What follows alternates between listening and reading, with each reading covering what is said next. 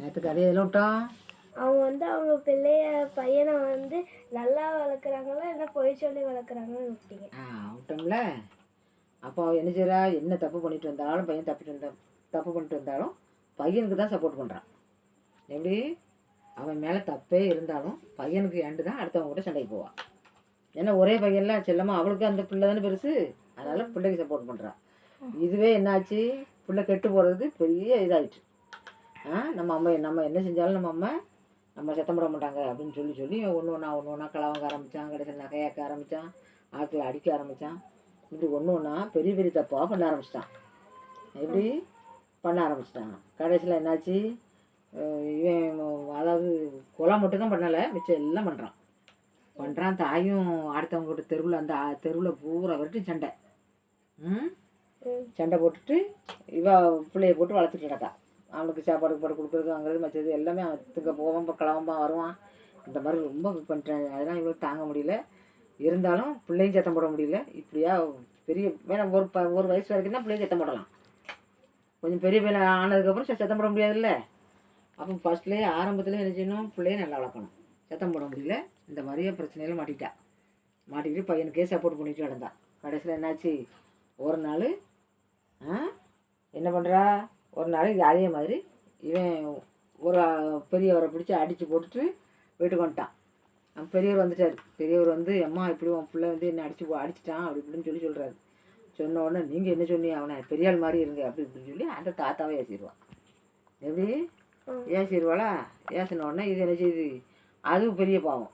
அப்போ பாவம்னா இவனுக்கு பாவம் மூட்டை பெருசாகிடுச்சு. பின்னாடி நன்மையே நல்லதே எதுவும் செய்யலாமே, பாவம் மூட்டை பெருசாக இருக்குது. இவன் நல்லது பண்ணால் தானே பாவம் மூட்டை குறையலை. பெரிய முடையாக இருக்குது. இவன் தூக்கி சமந்துட்டு ஆயிரான். சமந்துட்டுனா சமக்கிற மாதிரி நமக்கு இப்போ பின்னாடி கிடக்கிற மூடை நமக்கு தெரியாது. இப்போ நம்ம பண்ணுற பாவம் வெளியே தெரியாது, உள்ளுக்கு இருக்குல்ல. நம்ம என்ன பாவம் பண்ணாலும் ஆண்டவர் தெரியும்ல, தெரியும் இந்த பாவம்லாம் பண்ணியிருக்காண்டி.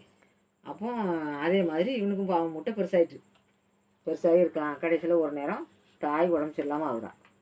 அவன் அம்மாவுக்கு உடம்பு சரியில்லாமல் ரொம்ப கஷ்டப்படுறான். பையன் தாயை எட்டி பார்க்குறது இல்லை. எப்படி அவன் ஃப்ரெண்டோட சேர்ந்துட்டு குடிக்கவும் கும்பலம் போடவும் இப்படியாவே அவன் அலைஞ்சு ரொம்ப இதாக கிடக்கா. வீட்டுக்குள்ளே ஆஸ்பத்திரி கூட்டு போகிற கூட பைசா இல்லை. மகன்கிட்ட கேட்டாச்சுன்னா களவாண்டு கொண்டு வந்துடுவானோன்னு நினைக்கா.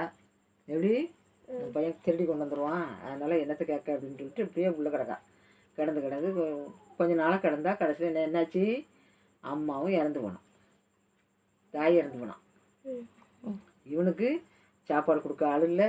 எப்படி பையன் வந்தாச்சுன்னா என்ன யாருன்னு கேட்குறது கூட ஆள் கிடையாது, யாருமே இல்லை. அப்பா யாருக்குமே இறந்து போனார், அம்மாவும் இறந்து போனான். பையன் தருதலையாக ஆகிட்டான். படிக்க வச்சும் பிரயோஜனம் இல்லை, படித்தும் பிள்ளை கூறு இல்லை, அந்த மாதிரி ஆகிட்டான். ரொம்ப கஷ்டப்படுறான். ரொம்ப கஷ்டப்பட்டு கிடக்கச்சில் தாய் இறந்து போனான். இவனை பராமரிக்கிறதுக்கு ஆள் கிடையாது. வேதனைப்பட்டு அழுகுறான். நம்ம அம்மா இல்லையே நம்மளை பார்க்குறதுக்கு. ஏன்னா இப்போ என்ன சின்ன சண்டைனாலும் ஊர்காரங்கள்லாம் எல்லோரும் சேர்ந்து செஞ்சுட்டாங்க, அவனை பிடிச்சி அடிச்சிடுறாங்க. அந்த மாதிரி பிரச்சனை ஆகுது. ஏன்னா அம்மா இல்லை சப்போர்ட் பண்ணுறதுக்கு. அம்மா இருக்க வரைக்கும் தான் சப்போர்ட் பண்ணுவான். அம்மா போனதுக்கப்புறம் சப்போர்ட்டுக்கு ஆள் இல்லை. அதனால் ரொம்ப கஷ்டப்பட்டுட்டு அழுதுகிட்டு வீட்டுக்கே வராமல் எங்கெல்லாமோ காடை பரதேசின்னு அலைஞ்சிக்கிட்டு இருக்கான். அலைஞ்சிக்கிட்டு இருந்தோடனே என்னாச்சு, இவன் ஏதாவது பண்ணுனா, அதாவது உனக்கு கல்யாணம் பண்ணி வைக்கிறதுக்கு ஆள் இல்லை, இவனை திருத்துறதுக்கு ஆள் கிடையாது, யாருமே கிடையாது.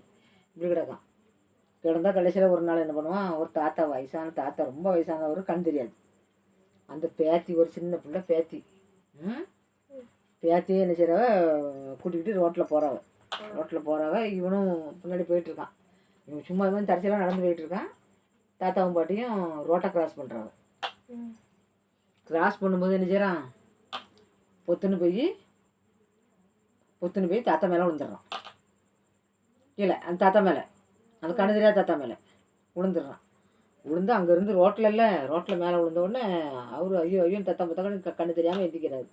எந்திரிச்சா இவன் என்ன செய்கிறான், தாத்தாவை பிடிச்சி கரைக்கு தள்ளி விட்டுறான். கீழே விழுந்தவன் தாத்தாவையும் பேத்தியும் கரைக்கு தள்ளி விட்டுட்டான்.